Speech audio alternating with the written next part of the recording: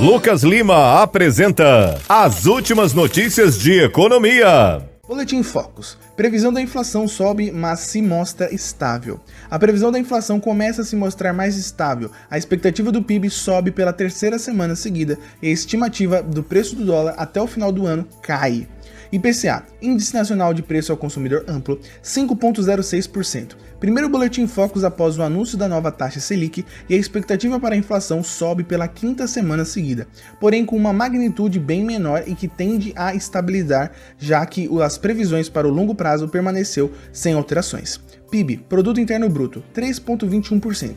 Já a estimativa para o PIB desde o ano sobe pela terceira vez consecutiva, mostrando um cenário um pouco mais otimista neste momento. Taxa Selic, 5,5%. Depois de subir na última semana para 3,5% ao ano, a previsão para que a taxa básica de juros chegue a 5,5% até o fim do ano se mantém estável. Destaque para a estimativa da Selic para 2023 e 2024. Também se mantém estáveis em 6,5% ao ano. Câmbio, real para dólar, R$ 5,35. Na última semana, o dólar bateu patamares próximos ao início do ano e isso fez com que as expectativas fossem adaptadas para a moeda americana, terminando ao ano R$ 5,35. Commodities em alta após salto do minério de ferro.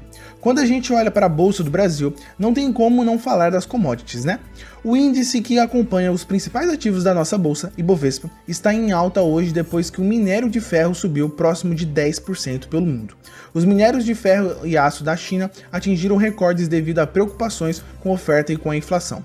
Como a demanda está alta, além das expectativas da inflação, também se mostram altas por lá. Os preços futuros para o minério chegaram às máximas históricas nesta segunda-feira, dia 10. Os fornos utilizados às siderurgias da China chegaram a ter mais de 90% de sua capacidade utilizada na semana passada, o maior nível desde mais de 2 meses atrás. A alta de 10% se deu na bolsa de commodities da Dalian, na China. Na bolsa de Singapura, contratos futuros de ferro subiram 9,5%. A Bolsa de Metais de Londres também teve alta depois que a Câmara dos Deputados do Chile aprovou um aumento dos impostos sobre a produção de cobre. Falando no Brasil, esse cenário positivo vindo do exterior pode aumentar as participações das commodities no PIB, Produto Interno Bruto, de 40% para 45% se considerados os processos desde a extração e a produção até a exportação. Segundo o economista-chefe do Bradesco, o efeito positivo das commodities sobre as atividades no Brasil deve ser maior do que um possível efeito negativo na inflação. Pix. Banco Central poderá liberar saques no segundo semestre.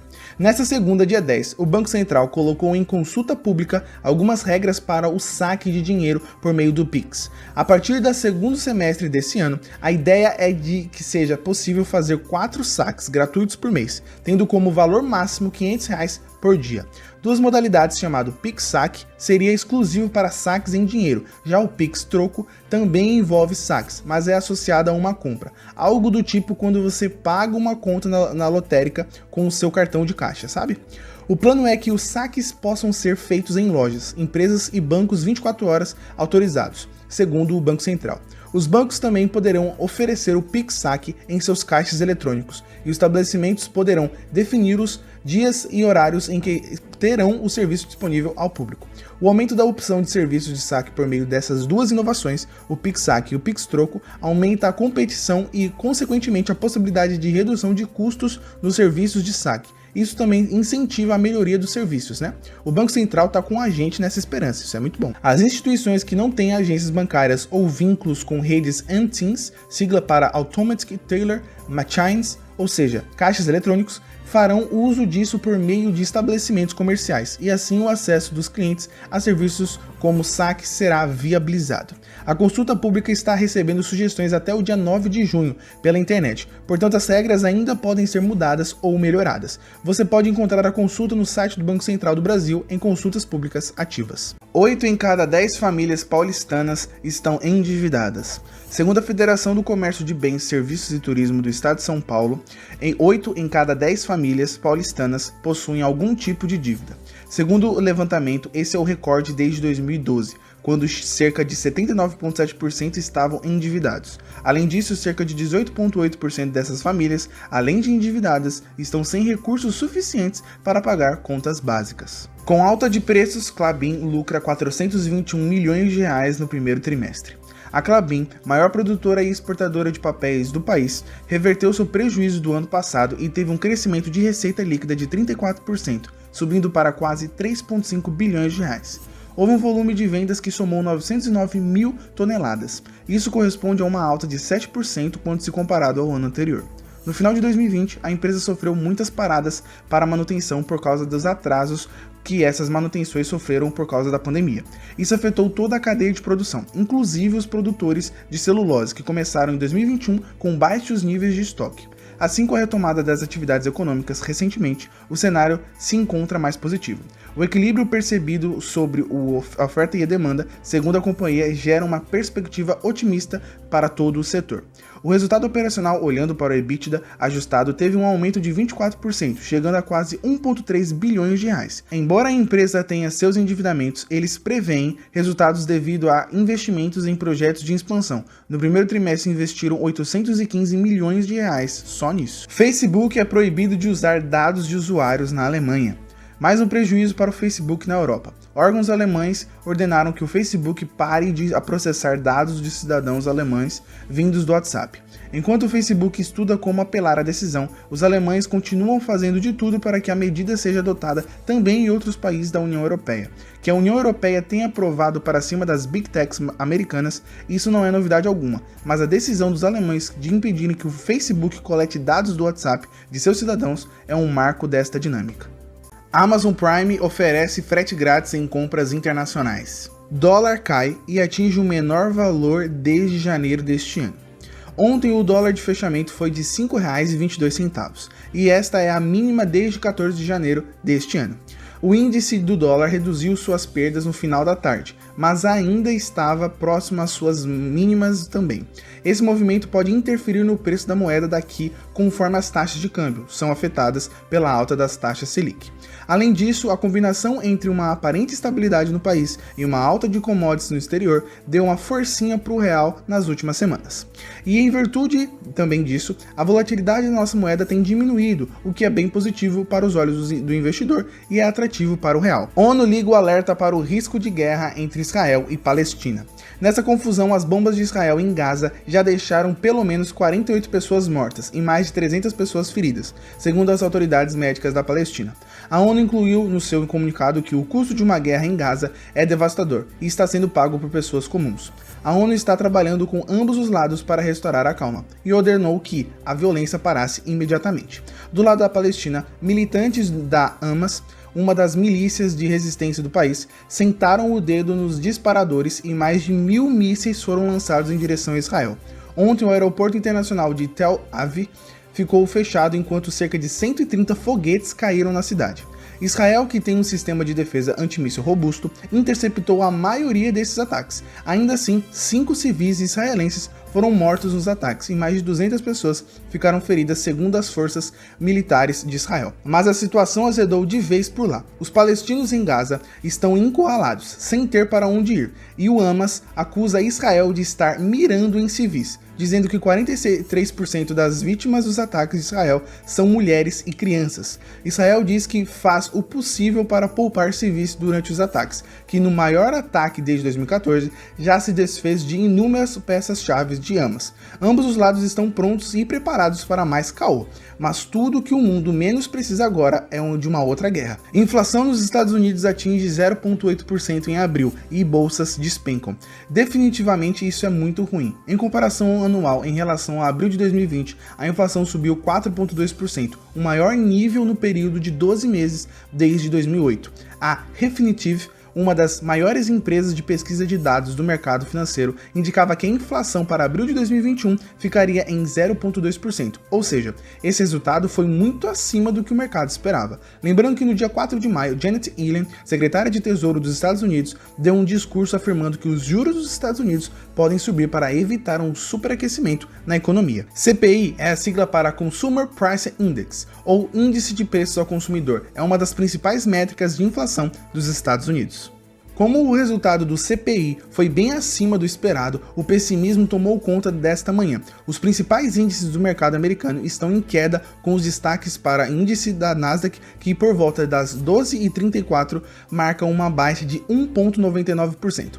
Olha, outra tendência é que o mercado brasileiro siga alguns movimentos das bolsas americanas, principalmente os mais fortes. Logo, o Ibovespa, pressionado por essa baixa no mercado americano, por volta das 12h28, registra uma queda de 1,70%. Caixa aumenta seu lucro em mais de 50% no primeiro trimestre. A Caixa Econômica Federal divulgou hoje um crescimento de 50,3% no lucro em relação ao mesmo período do ano passado. O lucro atingido foi de 4,6 bilhões de reais no primeiro trimestre deste ano.